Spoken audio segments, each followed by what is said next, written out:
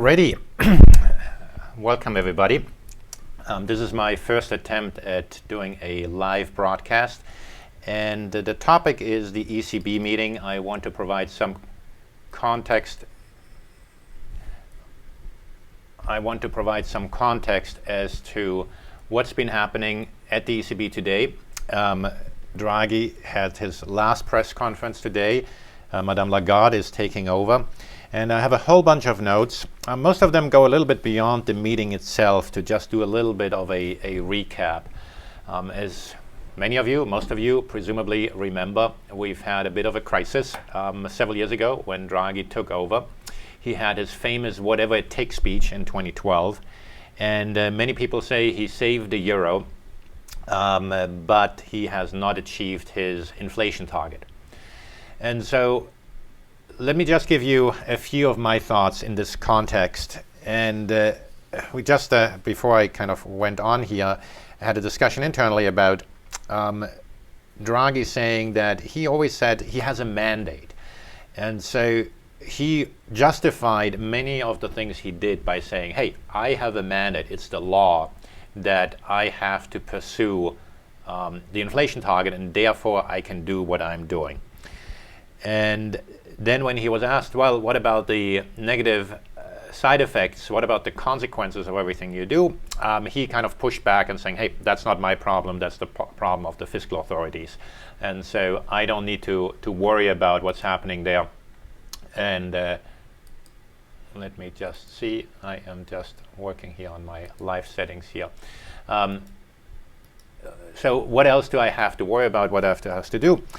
And to me, that's always been a bit of a cheap answer, because he has pushed things to the limit and then didn't take responsibility of the side effects and always said, yep, it's my goal, it's my target, and so forth.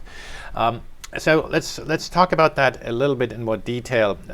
Specifically, one of the things that he has done is that by pushing interest rates to zero, and obviously the ECB isn't the only party that has done that, you keep zombie institutions alive, potentially anyway, right? You can keep institutions alive that would otherwise not be around, which means you do not have the space to reallocate resources. You keep people employed in institutions that shouldn't really be employed in those institutions. And now we are more than 10 years after the financial crisis. The economy in the US is doing reasonably well. The rest of the world has some headwinds, presumably much of it induced by trade uncertainty. So what's the problem with that? Well, part of the problem with that is that, let me just look in my field, right? We're in asset management, and as most of you are aware, active management hasn't been very popular. Indeed, it appears almost the smarter some kids are, these kids are quite old, the worse their performance has been. And so if you buy the index, you've been doing great, but if you have been doing any thinking, you haven't been doing so great. And maybe people have just gotten dumber. I wouldn't be surprised if it has a lot to do with the environment that we are in, with central banks having compressed risk premia, as I call it, by promising to do whatever it takes. Risky assets appear less risky than they actually are. And it goes way beyond that, though. The public has had a major disillusion with capitalism. Yesterday in the hearings, Mark Zuckerberg was asked whether he's a capitalist or a socialist. He said he's a capitalist. But that's not so clear an answer anymore for, in my view, increasing number of people. Indeed, the successor to Draghi, Ms. Lagarde, is a socialist. And not just a mild socialist, quite a significant socialist. I had the pleasure, at least I thought it was a pleasure when I first entered the room. At the end of the presentation, I wasn't so sure anymore whether it was such a pleasure, of listening to Lagarde give a presentation at Stanford it was.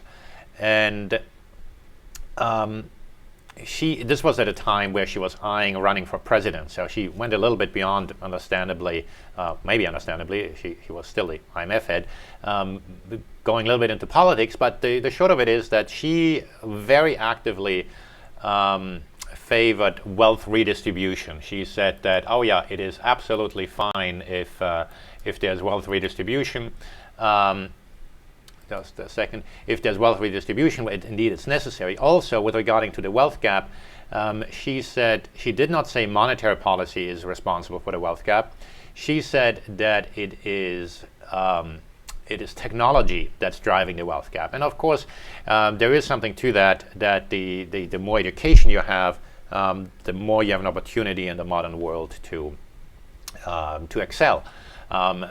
But as somebody who is in a monetary policy type of position, to squarely and exclusively blame technology and also say that that is the problem, implying that you have to clip the wings of technology in order to level the playing field, raises some concerns. And so with that, let me shift you a little bit on what's happening what's going to happen at the ECB with Lagarde coming in.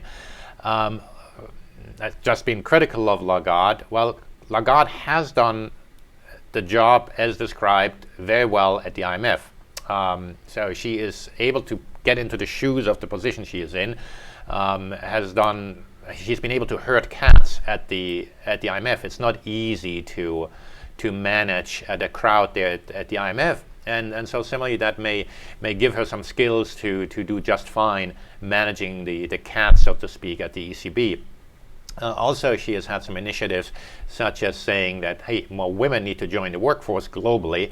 And that's not just to have some sort of feminist statement, but just logically from an economic point of view, if more women work, the growth is higher. So I have no per se criticism of her, of what she has done at the IMF. What I'm concerned about is how does her political mindset translate to monetary policy, if at all? She might surprise us, or me at least, but what I'm concerned about is that she's going to do what Draghi has done and take it to another level. So Draghi did whatever it needed to take, and with that he prevented the spreads in the Eurozone to blow out further. Indeed, they have collapsed since, meaning that the cost of borrowing for the weaker Eurozone countries has come down substantially. Right now, actually, Greece has the best, or one of the best growth rates in the Eurozone, obviously from a very low level. Italy has been doing much, much better. And so you can say, oh, there has been some success. Now, I think that Lagarde is going to take that to a further level, probably guaranteeing the debt of the peripheral countries next time a crisis is coming up. And the question again is that so bad, right? I mean, a lot of people say, hey, they saved the Eurozone and so forth. In my view, I have some very basic philosophies. One is that the government's role is to kind of not to prevent anybody from making a stupid decision, but from preventing the system from falling apart when somebody else has made a stupid decision. And so in the case of the Eurozone as a whole, that would mean that if a country were to default on its debt, for the Eurozone as a whole to stick together. And in many ways, a lot of the things that have happened in the Eurozone have gone directly in that direction. But it hasn't. One of the things that has shown to be is the rules as they were put in place, or the implementation was that the stronger countries said, hey, we'll help the weaker countries, but in return for giving you help, you have to give up some sovereign control. And in practice, Italy and Spain have shown they are absolutely not willing to do that. In Greece, they had no choice, but at an amazing popular cost. And that's really the tough challenge. When you have a tough monetary policy, you're dependent on the public's mood. And if you don't manage that well, things can backfire quite significantly. The question then is, well, do you throw in the towel and say, hey, I'll print as much money as I can and patch over any problems? The challenge is that, in my view, that's not the solution either, because you're breeding this discontent, right? The printing of the money inflates asset prices. You're promoting people who have made bad decisions, and then who can blame anybody for becoming a socialist? Because you're saying, hey, why not? Hey, we can print the money, we can redistribute the money, and it doesn't really matter if you what you do, because the government is going to bail you out. And so I've always had this attitude that the best short-term policy is a good long-term policy. I don't think that the printing of the money is the solution here. And to kind of take it back a step into what happened at the ECB and how it's a little bit different at the Federal Reserve. When the crisis escalated in the Eurozone, Draghi didn't just start printing money. He actually had a design of a program which I thought was, at the time, reasonably fine. He had these long-term refinancing operations. So what happened is that he said, well, banks, if you need money, we'll give you money in the billions or hundreds of billions, and we'll give it to you on a limited horizon, if it was 3 months or 3 years then. What was quite predictable at the time is that when these 3 years or the end of the term would come up, there wouldn't necessarily be a renewal of these things. And the reason why Draghi did it at the time is he said the transmission mechanism is broken. The money, he had lower rates, but the money wouldn't flow to the right places. Now, since then, the take-up when these LTROs have been renewed haven't been as high. Instead, now rates have been cut to below zero, and now the ECB is doing actual QE and is buying bonds. The problem is that the transmission mechanism is not broken. Money is flowing to the right places. The problem is there is not enough demand. And you don't fix the demand side of things with monetary policy. You fix it on the fiscal side, and by all means, central bankers have been talking about the fiscal side. But a lot of people, when they talk about fiscal issues, they talk about, well, you got to spend more money. No, it's not spending money. It is about providing an environment where you can have growth.